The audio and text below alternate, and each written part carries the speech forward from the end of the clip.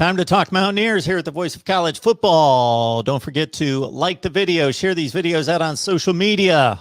You like the content, others will as well. So get it out there and subscribe right here at the Voice of College Football. And while you're at it, go ahead and subscribe to Golden Blue Dude right here on YouTube as well. Talking West Virginia football, coming off quite the interesting game against Virginia Tech, hanging on there at the end, and a date against Oklahoma to open up the Big 12. Hey, man, how's it going today? Good. Survived that game, man. That was the most stressed out I've been in a very long time. The good news is, like I told you before the show, I was a part of West Virginia history. That goal line stand is going to be remembered for a very long time, if not forever, as a West Virginia fan. Reminds me of the 2003 goal line stand that we had in Blacksburg. So we get to go back to Blacksburg next year, so we'll see how that goes. But for this year, we hang on and we get a big win over Virginia Tech.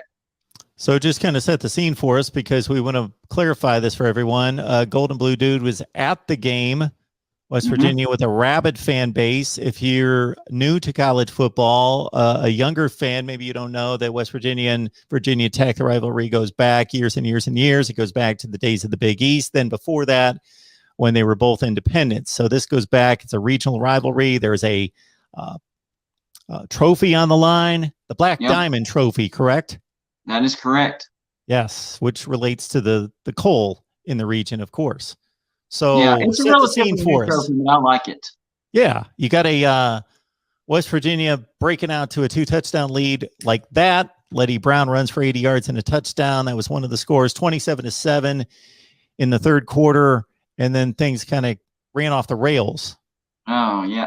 And it started with that, to be honest with you, it started with that Burmeister, the quarterback for Virginia Tech, converting that third and very, very long. I know they didn't get any points off that drive, but it just seemed like after that, our defense, well, especially our offense, just couldn't get clicking. Virginia Tech with all the momentum in the second half. And momentum is a real thing. Yeah, it's an interesting thing is what it is. It is a real thing, and it depends on the person, depends on the team, depends on the situation, whether you can ride it and keep it going or you can put a stop to it. But it's something that's intangible, but you can feel it and you know it's there somewhere, and it's fickle. There's no doubt about that. And West Virginia had all the momentum, and then it swung, but then their defense put a stand to it. And I heard a number of your defenders make the claim that, hey, we like to be put in that situation. After an interception, Virginia Tech gets the ball down 6 at the West Virginia 17, so they got a clear shot to win the game there in the final seconds, and they get it inside the 5, and your defense took it from there. Well, the interesting thing is, the post-game conference, news conference that Coach Brown had, he said whenever they intercepted the ball and they got within the 5 and he knew they had to make a stand, that he wasn't stressed, that he could see it unfolding in his head, that they've done it 1,000 times, that it was like clockwork. He said he knew that the game was won even before the stop. I was like, what? Well, I went back and looked at the numbers, and he might be onto something because our red zone defense is really, really good. Our opponents have had 11 trips in the red zone, and they've only scored 4 times, and only 2 of those have been touchdowns. I didn't know that until I did some digging after he said that. So I thought that was a very interesting thing. The whole stadium was stressed except for the coach and except for the team. They already knew they had it. Well, considering you won the second game of the season in a shutout, all those red zone opportunities, or at least the scores, had to do with the Maryland and Virginia Tech games. And as we talked about in the offseason, Golden Blue Dude, I love the West Virginia approach to scheduling this year, scheduling those 2 difficult Power 5 opponents and getting out there twice, as opposed to most teams. It's the one difficult non-conference game, but West Virginia doing it twice. And of course, based on the last conversation we had and a number of videos that you've posted, you're hoping and you're also thinking that this is going to be a conference game here at some point. Yes, I really do. And the interesting thing is, as good as we scheduled this year, next year's even tougher. We have 2 of our out-of-conference games, one on the road to Pitt the other on the road to Virginia Tech. So we definitely scheduled strong next year. For West Virginia, that's strong because those are our rivals and they're on the road. So I thought that was very interesting. And yes, I do expect these Virginia Tech and Pitt games in the future to be conference. Now, how far in the future? I'm thinking it depends on what happens with Oklahoma and Texas and the Big 12. It could be as soon as 2023, but it could be as far as 2025. So somewhere in that window is whenever it's going to happen. Now, the announcement timing, I have no idea. But the day before yesterday, our play-by-play guy, Tony Caridi, he was doing a podcast, and they were having callers. And one of the callers said, hey, so since the Big 12 is adding 4 teams, does that mean that, West Virginia's not going to the ACC? Is that off the table? He said, keep that in your back pocket. No, that does not mean that. That's a strong statement right there. He didn't say, we'll see. I don't know. He said, no, that does not mean that. All good things take time. All good things happen in time. So it seems like Tony Carardi knows something as well. And for people that don't know Tony Carardi, he is a graduate of Syracuse, and he's one of these people that he doesn't spread rumors and just give his opinion and speculate. That's not what he does. So for him to say that, that was very, very big and very interesting to me. West Virginia gets the win, holds off Virginia Tech 27-21. Now it's in the Big 12 play. Oklahoma on the road. The Sooners have not been impressive. They've taken on a couple Power 5 opponents themselves, or a couple FBS opponents themselves. Tulane, they scraped out a win after a big lead, 40-35. They came up with their own 4th down stand around midfield at the end of that game. And then, of course, Nebraska turned out to be a struggle, more so than the point spread was projecting at 23-16. So what are your thoughts about Oklahoma, West Virginia in this matchup this year? Well, I'd feel a whole lot better if it was at home, for one thing. But I am glad that it's at the beginning of the season. Usually we get Oklahoma towards the end. And for people that aren't familiar with how Oklahoma does throughout the season, they usually do start out slow at the beginning of the season. Last year, they picked up 2 losses, and people were like, what's going on in Norman? Well, by the end of the year, people were talking about, this team is a playoff contender. Well, they're doing the same thing this year. They're starting off slow. So maybe that gives West Virginia an opportunity to sneak an upset. Personally, I don't really see it happening just because we're not consistent in the passing game. That's been our big flaw, especially Jarrett Daggy throwing some, I'm just going to say it, some stupid interceptions. We have not had one interception on the defense. Our defense has turned into a bend but don't break. We have a good defense. We just don't have an elite defense like we did last year. Even the Virginia Tech game, people are like, Virginia Tech almost came back and beat West Virginia, and they had all the momentum. But at the end of the day, how many points did they score? Only 21. That's not a lot. The problem is West Virginia only scored 27, so Virginia Tech had a chance at the end to win the game. So, it's really our passing game and our offensive line. Letty Brown had a much better game, but a lot of that was on one play, that big chunk play at the beginning of the game. So we need to establish the run, and Jarrett Daggy has got to get more comfortable, especially stepping up in the pocket, because when he gets pressured, for whatever reason, I don't know why, he likes to step side to side, and he actually steps into sacks. If you go back and watch that Maryland game, he actually stepped into a couple of sacks that weren't necessary. So he needs to learn to calm down. If it starts to collapse, step up into the pocket, and you still have some check downs out there that you can go to. If not, throw the ball away. We heard good things about Jarrett Daggy's development during the offseason from Neil Brown. I'm sure you heard a lot more than we did, but I certainly heard a number of comments from Neil Brown about how much he was progressing. I think his TD to pick ratio last year was like 14-4. So even though they were pretty conservative on offense, it's a pretty decent ratio for sure, especially considering almost the entire schedule was conference games. How about Garrett Green? He got into the game. He ran it 4 times, threw it once. Is there a quarterback battle at all? Any consideration to going to him? No, this isn't a quarterback battle. This is what I'm seeing is a 2 quarterback system. something similar to what we saw back in '93 with Stud Steele and Jake Kelchner. So it's definitely not a quarterback battle, but it's a two-quarterback system. So they're going to use Garrett Green, and he'll throw the ball every once in a while, but it's mostly about his legs.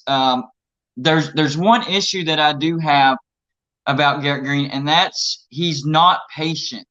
If he goes to his first read and it's not there, he's gone. He's taking off. He's going to scramble. And he does make pretty good plays with his legs, but if he was a little bit more patient, he could have some better throws himself. So if he could just learn patience, Garrett Green would actually be a pretty good quarterback. We'll see how he develops, but right now he doesn't have the patience to be a starter. But we are going to use him sporadically in a two-quarterback system, just to keep the defense guessing. Jared Bartlett picked up 3 sacks on Saturday. Oh, yeah. Was that any of that a fluke, or is he that good? He's pretty good. I'm not going to say it's a fluke, but it definitely was a surprise.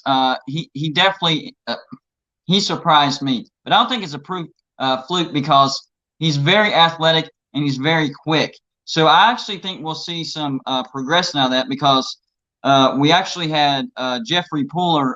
He transferred, so he's kind of taken that spot. So maybe it was just lack of exposure, not knowing who this guy was. Now that he's getting his shot, he's showing people, hey, this is what I can do. West Virginia goes to Norman to take on the Sooners, the heavy Big 12 favorites, of course. 17-point favorite. What do you feel about that line? I think it's about right, to be honest with you. I don't think – now, I've already done my spread picks. I don't think Oklahoma covers that, but I do think that they win comfortably by 2 touchdowns. I think Oklahoma will win by 2 touchdowns. I'm thinking because of their offensive struggles and our offense is not great, it's probably going to be something like maybe a 28-14 or a 35-21 type of situation. Nothing ridiculous, but I really don't see them having too many issues with West Virginia, especially being in Norman. Got the Gold and Blue dude here breaking down West Virginia football for us. You can catch him right here on YouTube if you haven't already. Go over there, check out the work, the content, and subscribe. All right. Here's the one thing that I will say. If West Virginia can hold on to the ball, not throw interceptions, not commit fumbles, that's when we have a chance.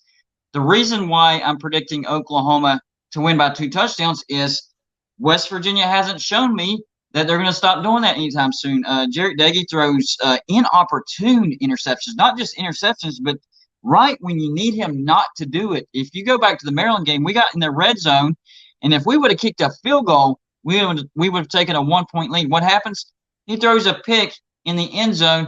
Maryland scores. That's pretty much ball game. Now, with Virginia Tech, he threw a very bad interception, which gave Virginia Tech that opportunity to win the game. Luckily, our defense stepped up and stopped them, but he's got to stop doing that, especially at the wrong time. I mean, there's interceptions and then there's bad interceptions. He's thrown 2 bad interceptions, one that cost us the game and another that almost cost us the game. And the fumbling, I don't know what happened as far as ball security, but we've fumbled the ball 8 times in 3 games. That's not good at all. So we have got to learn ball security because if we don't, we have 0 chance in Oklahoma.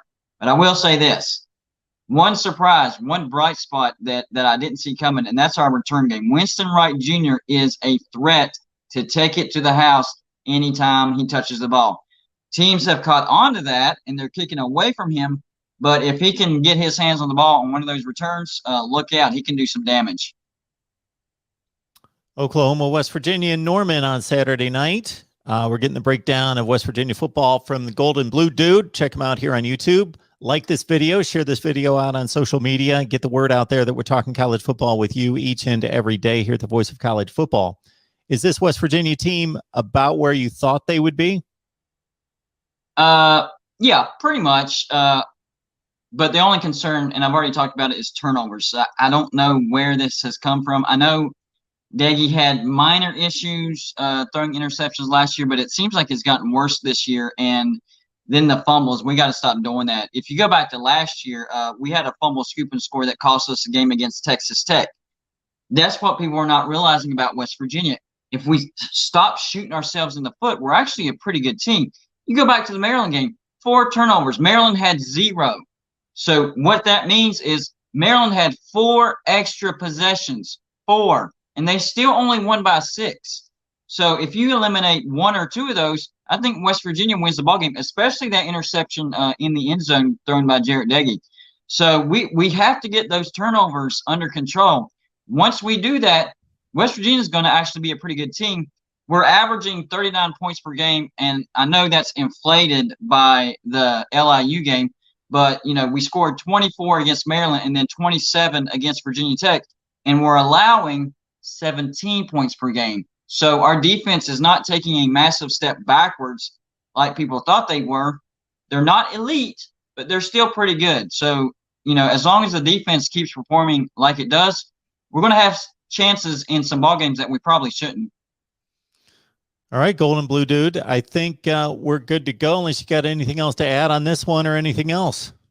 I believe that's it. But I do think the final record for West Virginia, I think we're going to go either 7-5 or 8-4. And I think it's going to be the 2 road games at Baylor, then the bye week, and then at TCU that's going to determine, if it's going to be that 7-5 or 8-4. We have to at least split that road series if we want to go 8-4.